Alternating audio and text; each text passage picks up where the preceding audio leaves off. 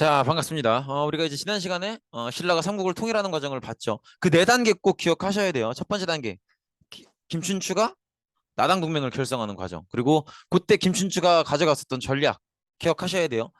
당나라한테 어떤 이익을 보장해 줄 것인지, 그리고 김춘추의 계획을 어떤 전략으로 성공시킬 것인지. 어떤 전략이었어요? 백제를 먼저 까겠다. 그다음에 당나라한테 보장해 주는 이익, 대동강, 이북. 여기 기억해 주셔야 돼요. 그다음에 2단계는 뭐였어요? 김춘추가 무열왕으로 올라서 약속대로 백제를 먼저 까는. 그다음에 3단계는 이제 왕이 바뀌죠. 문무왕이 고구려를 멸망시키는. 그래서 이제 연개 소문이 있을 때까지는 고구려가 잘 막았지만 고구려가 그래도 수단과의 오랜 전쟁으로 인해서 지쳐 있었고, 또 연개 소문이 죽고 나서 그 자식들끼리 권력 다툼이 있으면서 고구려가 무너지는 모습도 봤고요. 그다음에 마지막 단계로 이렇게 한반도 전체를 지배하려고 하는 당나라의 욕심을 몰아내는 나당 전쟁을 통해서.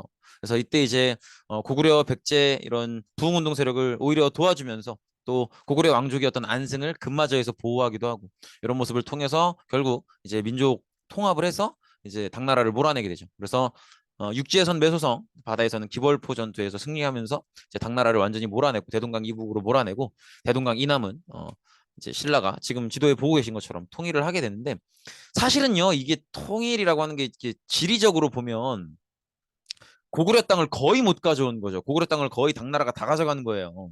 그러니까 이게 삼국통일이라는 표현이 조금 민망한 느낌은 있어. 삼국통일이라기보다는 사실 이국통일에 가깝죠. 그래서 우리가 나중에 배우겠지만 지금 위에 보시면 신라 위에 발해가 있죠. 그래서 이제 삼국시대에서 남북국 시대로 넘어가는 느낌인 거예요. 그래서 발해가 나중에 우리 배우겠지만 고구려를 계승하고, 이렇게 보시면 되겠죠. 하여튼 통일신라의 형성을 한번 살펴볼 텐데, 통일신라의 상황을 일단은 살펴보기에 앞서서 그 생각을 먼저 하셔야 돼. 신라가 어쨌든 삼국을 통일했잖아요. 그죠? 이 얘기는 무슨 얘기냐면, 수백 년 동안 서로 다른 나라로 살던 이 사람들이 이제 한 지붕 아래에 살게 된 거예요. 그러니까 요게 쉽지 않겠죠. 그리고 이런 상황이면 통일신라의 왕이 해야 될 역할도 분명할 거예요. 정치적으로는 오늘부터 이렇게 통일이 딱 됐지만, 사회적으로도 문화적으로도 우리 이렇게 통일신라 한나라 사람이야 이렇게 어울리면서 조화롭게 지내게 하기가 쉽지 않을 겁니다. 네, 그걸 해내야 돼요. 한번 천천히 보도록 하죠. 강력한 왕권을 확립하다 이런 얘기가 나오는데, 일단 통일을 완성했으니까 그 통일 과정에 있었던 왕들은 당연히 왕권이 강했겠죠. 태종 무열왕 김춘추도 마찬가지고요. 그래서 즉위 전에 나당 동맹을 맺었고 나당 연합군을 구성해서 백제를 멸망시켰죠. 김유신이 개백의 5천 결사대를 맞서서 황산벌에 싸워서 이겼었죠. 그래서 의자왕의 항복을 받아내면서 백제가 멸망을 했고요. 그다음에 문무왕은 이제 고구려를 멸망시키면서, 그리고 나당 전쟁을 통해서 한반도를 지배하려고 했었던 당나라까지 몰아내서 이렇게 통일을 완성시키죠. 이게 얼마나 어마어마한 업적입니까? 삼국 시대가 수백 년이 이어졌단 말이에요. 근데 그걸 끝을 내고 삼국을 통일했어요. 그러면 뭐 진짜 어마어마한, 그죠? 예를 들어서 여러분들 평생에 지금 남한 북한을 통일하는 그런 사건이 벌어진다면, 그때의 대통령은 아주 그 뒤에 몇백 년이고 역사 교과서에 남겠죠. 그런 업적을 세운 거잖아요. 그러니까 얼마나 왕권이 강력하겠어요. 그래서 이런 통일 성과가 있기 때문에 이때 이제 문무왕 때까지만 해도 왕권이 강력합니다. 왕실의 권위가 엄청나게 높아져요.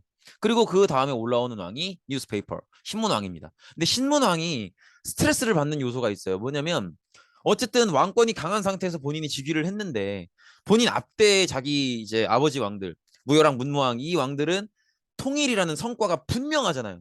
그러니까 누가 봐도 와 통일, 와 대단하다, 무열왕, 문무왕, 야 짱, 이게 있다고. 근데 신문왕도 이제 왕으로서 그런 자기만의 어떤 아이덴티티가 있는, 정체성이 있는 업적을 보여줘야 돼.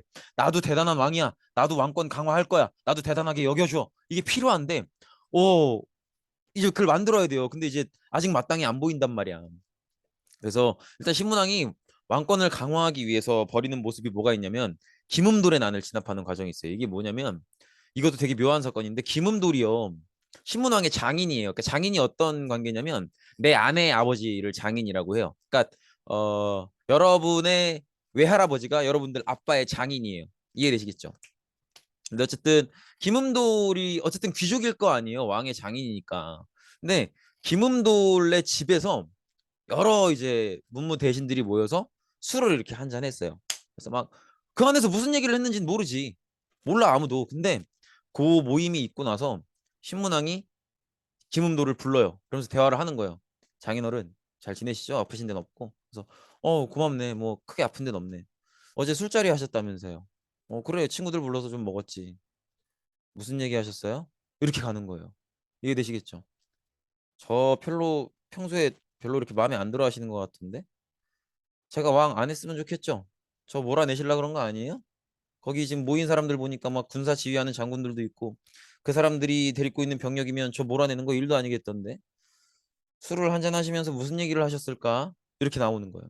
그러면서 김음돌과 그 자리에 있었던 사람들을 싹 다 불러내서 싹 다 이렇게 예, 반란을 일으키려고 했다. 이런 어떤 의혹을 씌워서 이 사람들을 다 그러니까 김음돌의 나는 사실 제대로 벌어진 적도 없어요. 제대로 벌어진 적도 없는데 이 그 술자리에서 반란을 모의한 거 아니냐, 계획한 거 아니냐, 이 의혹만 씌워서 김문들과 그 주변의 사람들을 다 이렇게 탄압해버린 거예요. 그러니까 이거 왜 하는 거냐면 실제로 김문돌이 모욕을 준비했는지 정말 신문왕을 몰아내고 반란을 일으키려고 했는지 안 했는지는 알 수 없어요. 알 수 없고 정말 알 수가 없어요. 마땅한 근거 자료가 없어요. 근데 어쨌든 신문왕은 이걸 이용해서 자신의 어떤 권력을 굉장히 강화하려고 하는 거죠.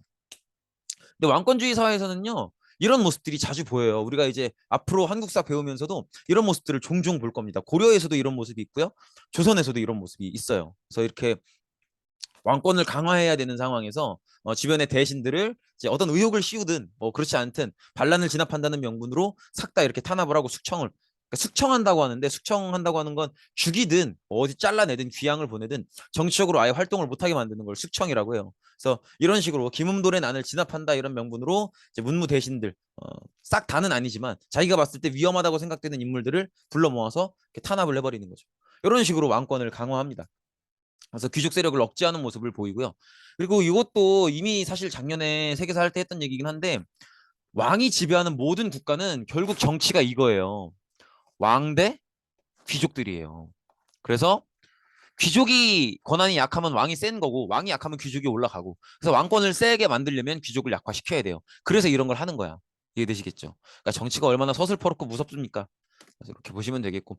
그리고 이제 신문왕은 왕으로서의 미션이 뭐겠어요? 정치적으로 통일은 완성됐어요. 문무왕 때 다 했어. 그럼 자기는 이제 통일된 새로운 신라 2.0이란 말이야. 통일 신라는 이제 고구려 지역 약간과 백제 지역을 합친 신라 2.0 시대예요. 통일 신라 시대라고. 통일 신라 시대에 맞는 제도와 여러 가지 법률 체계 이런 것들을 정비하고 또 특히나 고구려 백제 사람들은 서로 수백 년 동안 다른 나라 사람이었다가 이제 하나의 나라가 됐잖아요. 그러면 문화적으로 사회적으로 통합할 수 있어야겠죠. 그래서 서로가 서로 뭔가 이렇게 잘 지낼 수 있도록 조화롭게 만들어 가야 될 거예요. 그게 신문왕의 역할이 된다는 거죠. 그래서 이런 것들도 노력을 하고요. 그다음에 자기 왕권을 강화하기 위해서 이런 설화도 퍼뜨려요. 뭐냐면 읽어보시면 아시겠지만 신문왕이 아버지 문무왕을 위해서 가문사, 이 경주에 가문사라고 절 터만 있어요. 그리고 가문사 탑 겁나 크게 있고. 근데 여기 가볼만해. 경주에 가면 가문사라고 있는데 그 절이 있는 게 아니고 절 터만 남아 있고 탑이 있는데요. 탑이 석가탑 같이 생겼거든요. 그게 이제 그 통일신라 시대의 가장 전형적인 탑 형태인데 겁나 커요, 진짜 겁나 커. 하여튼 가볼 만한데 어쨌든 가문사를 지어서 추모하니 문무왕과 김유신이 보낸 용이 동해 한 섬에서 대나무를 보내왔다. 왕이 대나무로 피리를 만들어 보니 나라의 모든 근심이 해결되었다. 이 피리를 만파식적이라 한다. 사실 이 말도 안 되는 개소리죠. 무슨 용이 나타나서 대나무를 보내고 그걸로 피리를 만드니까 무슨 걱정이 사라지고. 아유, 지금 대통령한테 주고 싶네. 어쨌든 이거는 그냥 우스갯소리예요. 또 뭐 정치적으로 뭐 이런 얘기 하지 말고 누가 대통령이었어도 나는 이런 얘기를 했을 거야. 무서워서 무슨 말도 못 하겠다. 그죠? 어쨌든. 그럼 뭐 정치적 중립성 진짜. 누가 대통령이었어도 저는 그런 얘기를 했을 거예요. 이 필이 주고 싶다고. 얼마나 좋아. 모든 걱정이 사라진대잖아. 그죠? 근데 이런 얘기를 일부러 퍼뜨리는 거예요. 왜냐면 일단 두 가지 의미가 있어요. 문무왕과 김유신 하면 일단 문무왕은 통일을 완성한 왕이죠. 이제 문무왕의 혼에 그 아버지인 김춘추 무열왕의 혼도 있겠죠. 그리고 김유신. 그러니까 통일의 주역들이 나한테 이런 걸 보냈다는 건 내가 통일의 주역들한테 인정받는 왕이다라는 걸 보여주는 거예요. 그 다음에 이걸로 피리를 만들어 보니까 모든 나라의 근심이 해결됐다 그랬잖아요. 그러니까 나는 나라의 모든 걱정을 해결할 수 있는 대단한 왕이라는 거예요. 나는 통일의 주역들한테 인정도 받았고 앞으로의 문제도 해결할 수 있는 왕이니까 걱정하지 마라. 이렇게 얘기를 해주는 거예요. 이게 이제 이 설화를 의도적으로 퍼뜨리는 목적이에요. 이해되시겠죠? 그래서 그렇게 보시면, 그러니까 이게 뭐라고 생각하시면 되냐면, 요새는 이런 걸 어떻게 하냐면 우리나라 국방부 이런 데서 막 우리나라 얼마나 훌륭한 무기를 쓰는지, 우리나라 전체가 얼마나 기능이 좋은지 이런 것들을 홍보 자료로 내보내잖아요. 그걸 하고 싶은 얘기가 뭐겠어? 그걸 통해서 우리나라가 만약에 전쟁이 터져도 우리나라 군대가 충분히 여러분들을 지켜드릴 수 있으니까 걱정하지 마시라, 이런 얘기를 지금은 그런 식으로 현실적으로 하는데, 당시에는 이제 이런 형태로 자신의 왕권도 강화하고 일반 백성들이 자신을 왕으로서 인정하고 존경할 수 있도록 만들어가는 거죠. 이런 식으로 왕권을 강화하는 겁니다. 여기가 이제 가문사예요. 근데 여기 진짜 좋아요. 네, 여기 참, 이게 내가 자꾸 이런 얘기를 하냐면 생각보다 안 알려져 있어. 여기가 좀 소문 좀 많이 났으면 좋겠는데 이게 진짜 크고, 그다음에 요 앞으로 좀 더 나가면은 이제 바다거든요.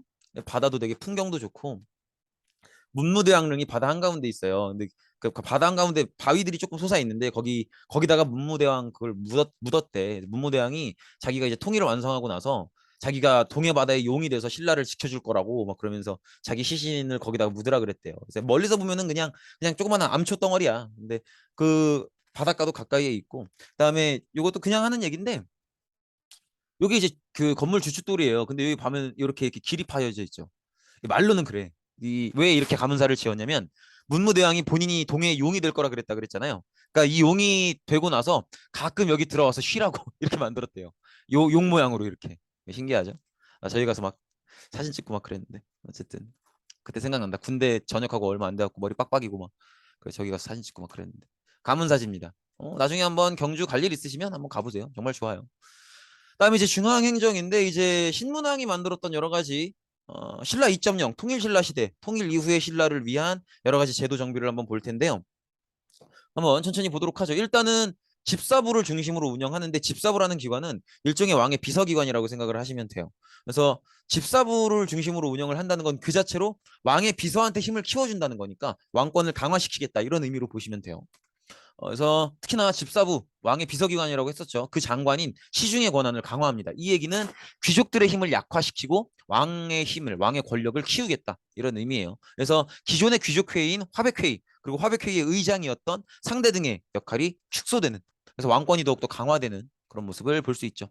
그리고 옛날 고구려 백제 출신의 귀족들이나 세력가들한테도 관등을 주는 거예요. 그러니까 이거 동그라미 2번을 되게 중요하게 생각하셔야 되는 게, 그러니까 앞으로 이런 성격의 제도들이 나올 거예요. 왜냐면 지금 고구려랑 백제 사람들은 자기네 나라가 멸망한 상황이기 때문에 되게 어떨 것 같아요, 기분이. 사실 우리 그랬잖아. 축구 한 판만 다른 나라에 줘도 막 진짜 막 서운하고 막 열받고 막 그러잖아요. 근데 나라가 멸망해 버렸으니 어떻겠어요. 그래서 사실 이 시기에 고구려 백제 출신 사람들은 상당한 피해 의식이 있다고, 되게 막 서러움이 있고. 근데 만약에 신문왕이 신라 왕으로서 고구려 백제 출신 사람들한테 조금이라도 안 좋게 대하잖아요. 그러면 여론 진짜 안 좋아지는 거지. 우리 망한 나라 사람이라고 이따위로 대하는 거야, 싸가지 없는, 이렇게 나가는 거예요. 그러면 사회 통합을 이룰 수가 없게 되겠죠. 그러면 전체적으로 보면 통일신라 한 나라지만 그 나라 안에서는 신문왕이 조금만 실수하면 뭐 그죠? 고구려 출신, 백제 출신 완전 사회적으로 분열되는 거지. 서로 상종도 안 하려 그러고. 이런 사회를 만들면 안 되잖아요. 그러니까 신문왕은 끊임없이 고구려 출신들, 백제 출신들을 존중해 주려고 노력을 굉장히 많이 해요. 그래서 그거를 한번 보셔야 됩니다. 그래서 이런 통합 정책을 하는데, 지금 지방 제도도 구주 오소경이라고 돼 있죠. 그 신문왕의 제도 중에 구자라는 숫자가 되게 많이 등장할 거예요. 구구단 하시죠? 맞아. 야, 그냥 하는 얘긴데 걸그룹 중에 구구단이라고 있지 않냐? 김세정이 있는데 거기 해체했냐? 망했냐? 모르겠다. 어쨌든 통일신라 이 신문왕의 제도들을 이해할 때는 요거를 아시는 게 중요해요. 33은 9. 왜 이 얘기를 뚱딴지같이 갑자기 하냐면, 어, 이런 관념으로 고구려 백제 사람들을 존중해주는 모습을 보이려고 노력을 많이 해요. 이게 무슨 얘기냐면, 삼국의 옛 땅에 각 세 개의 주씩 설치를 할 수는 없어요. 왜냐면 고구려 땅이 워낙 없으니까. 실제로는 그렇지 않아요. 실제로는 그렇지 않은데, 사실은 이제 고구려 실제 영토 기준으로 보면 고구려 땅의 한 주 정도, 그 다음에 이제 백제 땅 3개주, 신라 땅 백제 땅 한 4개주, 신라 땅 4개주, 뭐 그 정도라고 보시면 돼요. 근데 실제로는 그런데 이 제도를 설명할 때, 사람들한테 설명할 때 고구려 땅 3개, 백제 땅 3개, 신라 땅 3개, 신라가 더 많지 않아, 그렇게 3개씩이야, 이런 식으로 사람들한테 설명하는 거예요. 왜 설명하겠어? 너희들을 뭐 하고 있다? 존중해주고 있다라는 걸 얘기해 주는 거예요. 이해되시겠죠? 그래서 절대 고구려 백제 출신 사람들이 상처받지 않도록, 예, 저 사람들을 상처받게 하면 안 된다. 이것 때문에 이런 식으로. 왜 구주 오소경이냐면 고구려 지역 3개주, 백제 지역 3개주, 신라 지역 3개주 이렇게 구성한 거야. 우리는 신라를 더 우대할 생각이 없어. 우리 다 똑같이 갈 거야. 같은 민족이잖아. 이런 식으로 설명을 하는 거죠. 그리고 오소경은 뭐냐면 통일한 뒤에도 여전히 수도는 이제는 이름을 금성이라고 바꾸긴 했는데 지금의 경주죠. 여기에요, 여기. 근데 이제 너무 어때요? 딱 봐도 수도라고 하기엔 너무 처져 있죠. 너무 이제 동남쪽 구석에 있잖아요. 그래서 이제 이 어떤 치우쳐져 있는 걸 보완하기 위해서 다른 지역에 수도급 도시를 추가적으로 만드는 거예요. 이거 뭐 생각하시면 되냐면 지금도 우리나라 수도가 서울이죠. 근데 우리는 수도 서울도 있지만 지방에 이제 특별시들을 두죠. 광역시들을. 인천, 뭐 대전, 대구, 울산, 부산 이런데 그런 식으로 이제 통일신라도 이제 통일한 뒤니까 수도가 너무 처져 있단 말이에요. 그러니까 이걸 보완하기 위해서 수도급 도시들을 저렇게 두는 거죠.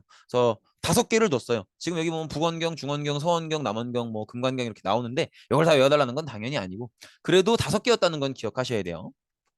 이렇게 보시면 되겠고 그다음에 이제 구주를 설치하고 주 아래 군현을 둬서 지방관을 파견하고 고 말단 행정구역이었던 촌에 그러니까 촌이 가장 작은 행정구역이에요. 여기에선 이제 그 지역의 출신의 유력자를 촌주로 임명하게 됩니다. 그래서 이렇게 보시면 이런 식인 거지. 어, 어떤 사람이 주소를 얘기할 때 오소경에 살고 있으면 여기 살고 있다고 얘기하는 거고 구주에 살고 있으면 구주에 무슨 주에 무슨 군 무슨 현에 살고 있고 그 마지막 이제 행정단위가 촌인 거예요. 그래서 주소를 쓸 때 무슨 주 무슨 군 무슨 현 무슨 촌에 살아요 이렇게 하는 건데 현까지는 중앙에서 지방관을 보내요. 근데 가장 작은 단위인 촌은 그 지역 동네 사람들을 이렇게 촌주로 임명하는 그런 모습을 볼 수 있죠. 이렇게 보시면 되겠고 오소경은 아까 말씀드린 것처럼 수도가 너무 치우쳐져 있기 때문에 보완을 한 건데 이 오소경이 아무래도 어쨌든 수도급 도시로 운영을 하는 거니까 다른 지역보다는 큰 도시일 거 아니에요. 그러니까 지금 우리나라도 인천이나 부산 이런 데 보면 다른 주변 지역보다 인구가 많잖아요. 큰 도시이고. 그러니까 더 주목받는 도시라고. 더 정부가 신경을 쓰는 도시고. 이런 도시에다가 고구려 백제 출신 귀족들을 이주시켜요. 이것도 왜 하는 거야? 상처받지 말라고. 존중해주고 있다고. 이런 얘기를 하는 거죠. 이렇게 보시면 되겠고. 그래서 이 오소경이 그 지역 정치 문화의 중심지가 되는 거죠. 그래서 수도가 동남쪽에 치우쳐진 약점을 보완한다. 이렇게 보시면 되겠죠. 그리고 지방 세력의 성장을 감시하고 있고요. 이렇게 보시면 되겠습니다. 그다음에 이제 상수리 제도는 뭐냐면 이제 아무래도 지방이라고 할 만한 지역이 엄청 많이 생겼잖아요. 백제 고구려가 통일이 되면서. 그래서 지방 세력을 견제를 해야 돼요. 그래서 지방 세력들을 이렇게 존중을 해주면서도 그 세력들의 아들들을요. 어떻게 하냐면 좋은 교육을 수도에서 시켜주겠답시고 수도에 머무르게 해요. 근데 이제 명분은 유학 같은 느낌이야. 명분은 좋은 교육을 시켜주겠다고 데리고 온 건데 사실은 인질의 느낌이죠. 그래서 너가 거기서 그 지방에서 조용히 말 잘 듣고 잘 지내면 이 아들한테도 맛있는 것도 많이 주고 좋은 데서 재우면서 좋은 교육 시켜줄 건데 네가 만약에 니네 지방에서 힘 좀 세다고 헛짓거리하면 얘 죽은 목숨이야. 이렇게 얘기하는 거죠. 그게 상수리 제도예요. 그래서 이런 식으로 사실 신라는 이 고구려 출신, 백제 출신 지방 세력들을 존중하고 차별하는 거 아니라고 계속 얘기하고 표현하고 애정을 표현하면서도 어쨌든 이 사람들이 신라에 대해서 멸망당한 나라들이잖아요. 그러니까 반감을 가지고 있다는 걸 알고 있기 때문에 견제를 안 할 수가 없는 거예요. 그래서 존중과 견제를 같이 하는 거죠. 그래서 구주 오소경의 구주 오소경에다가 귀족들 이주시킨 거 이런 것들은 존중이라고 본다면 상수리제도 이렇게 지방 세력의 자식을 수도에 머무르게 한 건 이쪽에 인질 뭐 일종의 인질로 데리고 있으면서 지방 세력을 견제하는 그런 모습이라고 볼 수 있겠죠. 군사제도도 마찬가지예요. 군사제도도 삼삼은 구 기억해달라 그랬죠. 중앙군을 구서당으로 가요. 그래서 구서당도 똑같이 설명해요. 세계 부대는 고구려 출신, 세계 부대는 백제 출신, 뭐 이런 식으로 설명을 한단 말이에요. 그래서 나는 중앙군이 하는 역할이 뭐겠어요? 중앙이니까 수도를 지키는 거겠죠. 그래서 수도를 지키는 역할도 너희들한테 맡길 수 있을 정도로 나는 너희들을 믿고 신뢰하고 있어. 그리고 존중하고 있고 이런 표현을 하는 거예요. 이해되시겠죠? 그래서 이렇게 민족 통합의 의미가 있다. 그다음에 십정은 우리가 구주오소경이었죠. 주마다 한정씩 둬서 십정이에요. 근데 말이 좀 이상하죠. 어, 각 주마다 한정씩 두는데 한 주라는 주에는 2개를 둬요. 2정을 둬. 그래서 왜냐면 이제 여기가 한 주거든요. 여기다가 한 2개, 나머지는 하나, 하나, 하나, 하나, 하나, 하나, 하나, 하나. 그래서 1개, 2개, 3개, 4개, 5개, 6개, 7개, 8개, 9개, 10개. 이래서 십정인데 한 주에는 왜 2개의 군부대를 뒀을까? 딱 봐도 보이죠. 여기 국경선, 그죠? 국경선이 있으니까 아무래도 최전방에는 많이 둬야죠. 그 그런 거 있죠. 왜 군대 갔다 온 오빠들 형들 보면 자기 진짜 조금 한 걸음만 더 가면 북한이라고 막 그죠? 막 북한 사람이랑 대화도 할 수 있을 정도로 진짜 최전방에 있었다고 막 그런 얘기 하잖아요. 근데 그게 어떻게 보면 과장은 아닌 게 되게 이 정도로 싶을 정도로 많은 분들이 자기 그렇게 엄청 최전방에 있었다고 얘기를 하잖아요. 저는 최전방 출신은 아니긴 한데 어 그렇게 얘기하시는 분들이 너도 나도 막 최전방 출신이라고 얘기를 많이 하시는 게 과장이 아닌 게 실제로 우리나라가 군부대를요 당연하게도 바로 위에 북한이 있는 최전방에 배치를 많이 해요. 당연히 그래야겠지. 일단 공격받는 데가 여길 거니까. 신라도 마찬가지예요. 국경선이 여기 있으니까 다른 지역은 주마다 한정씩, 한 주는 국경선이 있으니까 한정을 더 두는 거죠. 이렇게 보시면 되겠죠. 국경지대여서 한정을 더 두는 거다. 이렇게 보시면 되겠고, 그 다음에 토지 제도가 핵심이에요. 제일 중요합니다. 토지 신문왕은요, 관료들에게 관료전을 지급하고 그 다음에 노급을 폐지하는데 우리가 관료전이 뭐고 노급이 뭔지를 이해할 필요가 있어요. 일단 지금 줬다 뺐었다니까 좀 이상하죠. 근데 관료전을 주고 노급을 폐지한 거예요. 노급은 뭐냐면 노급이든 관료전이든 둘 다 이제 관료들이 일을 한 대가로 받는 토지예요. 근데 결정적인 차이점이 있어요. 여기 보시면 아시겠지만 노급은 사실 노급이든 관료전이든 상당히 대규모로 받는 거거든요. 어디 뭐 이렇게 운동장만한 땅 그렇게 받는 게 아니에요. 마을 단위로 받아요. 마을 단위로. 그러니까 뭐 백석동, 경서동 이런 식으로 마을 단위로 받는데 노급은 자기가 노급으로 받은 땅 그 안에 살아가는 사람들, 그 백성들의 노동력을 동원할 수가 있어요. 근데 관료전은 그게 안 돼요. 오로지 쌀만 걷어요. 노동력은 동원할 수가 없어요. 그러니까 세금만 거둘 수가 있고 노동력은 동원할 수가 없는 거죠. 이게 결정적인 차이인데 이게 왜 중요하냐면 잘 생각해 보세요. 내가 관료예요. 근데 내가 노급을 받았어요. 그러면 노급 안에 사는 사람들을 노동력으로 동원할 수도 있잖아요. 그럼 이 노동력이라고 하는 게 내가 필요한 일을 시킬 수도 있겠죠. 여기 좀 공사 좀 해라. 저기 뭐 우물 좀 팔아. 그럴 수도 있겠지만 야 너네 일을 할 건데 무슨 일을 할 거냐면 다 들어봐. 그리고 창을 들게 하고 칼을 들게 한 다음에 군사훈련을 시키면 내 사병이 되는 거예요. 이해되시겠죠? 그러니까 신문왕은 이 꼴을 못 보겠는 거야. 왕권이 강화하려면 일반 관료들이 노급을 받음으로써 그 안에 백성들을 자기 멋대로 부리는 그런 일은 없어야 돼요. 그러니까 노급을 폐지시키고 싶은 거야. 근데 무턱대고 노급을 폐지하면 어느 관료가 찬성을 하겠어요. 그래서 일단은 관료들이 좋아하게끔 관료전부터 주는 거예요. 너네 이거 줄게 선물로. 그럼 얼마나 좋아하겠어. 관료전을 받아요. 근데 이 땅은 대신에 그 안에 살아가는 사람들 백성들 노동력으로는 못 써. 세금만 걷는 거야. 이렇게 알려주고 관료전을 줘요. 그러면 일단 관료들 입장에서는 주는 거니까 감사합니다 이러고 받죠. 그리고 좀 있다가 너네 관료 좀 받았지? 그럼 노급 필요 없겠네? 노급 갖고 와. 이렇게 되는 거예요. 그러니까 이게 신문왕이 정치적으로 굉장히 노림수를 쓰는 거죠. 이해되시겠죠? 그래서 노급과 관료진의 차이는 굉장히 노동력을 동원할 수 있는가가 가장 핵심적인 차이고 어, 관료들이 자기 노급에서 자기 노동력을 못 걷게 하기 위해서 관료전을 주고 노급을 폐지해서 이제 노급을 아예 폐지시키는 그런 모습을 보여주는 거죠. 그 다음에 이제 성덕왕은 백성들에게 정전을 지급했다고 하는데 이 정전은 한자를 고물의 정자를 써요. 근데 이 고물의 정자는 그냥 사람을 간단하게 표시할 때 이렇게 쓰거든요. 그래서 그냥 백성들 근데 사실 정전은 지급했다기보다는 기존에 원래 백성들이 가지고 있는 땅을 인정해줬다. 이렇게 보시면 될 것 같아요. 인정해주는 이유는 이걸 바탕으로 세금을 걷겠다는 거죠. 근데 이게 아까 노급이나 관료전이랑 같게 보시면 안 되는 게 노급이나 관료전은 수조권이라 그래서 세금을 거둘 수 있는 권리가 있는 거예요. 근데 백성들의 정전은 진짜 자기 소유의 땅을 그러니까 막 조상으로부터 물려받고 이런 자기 소유의 땅을 인정해 주는 거죠.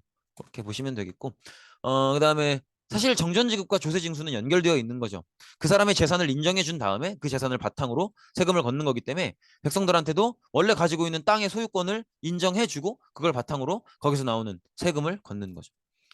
그래서 이걸 이제 국가 운영의 기반으로 삼았고 또 노급을 가지고 있는 혹은 관료전을 가지고 있는 귀족들은 이게 또 이제 경제적 기반이 될 텐데 백성들에게 정전을 지급하면서 귀족들의 경제적 기반을 굉장히 약화시키는 그런 계기가 됐습니다. 이거 그냥 간단하게 읽어보시면 되겠고 그다음에 경덕왕이 중요해요. 사실 경덕왕 때는요 우리가 신라하면 떠오르는 유명한 여러 가지 유적지들 있죠. 뭐 예를 들면 뭐 있어? 불국사. 불국사 안에 뭐 석가탑, 다보탑. 그다음에 불국사에서 좀 나와서 토암산이라는 산 올라가면 석굴암. 그다음에 뭐 성덕도양 신종. 에밀레종이라고 하죠. 그런 유물들이 다 경덕왕 때 만들어지거든요. 그러니까 경덕왕 때는 왕권이 어떻게 보면은 드러나 보이는 왕권은 가장 강했던 시점이에요. 근데 항상 그렇죠. 모든 최정점이면 그 다음은 뭐예요? 떨어지는 시점이죠. 경덕왕이 이 시점이라고 보면 돼요. 그래서 경덕왕 때는 이렇게 막 불국사도 짓고 석굴암도 짓고 하면서 왕권이 얼마나 강한지를 시각적으로 많이 보여줬지만 사실은 왕권이 떨어지기 시작하고 있는 상황이에요. 그래서 이렇게 막 노급이 다시 부활했어요. 누가 요구했겠어요? 당연히 귀족이 요구하는 거지. 그래서 신문왕 때 폐지시켜 놨었던 노급이 경덕왕 때 다시 부활됩니다. 여기까지 보겠습니다. 고생 많으셨습니다.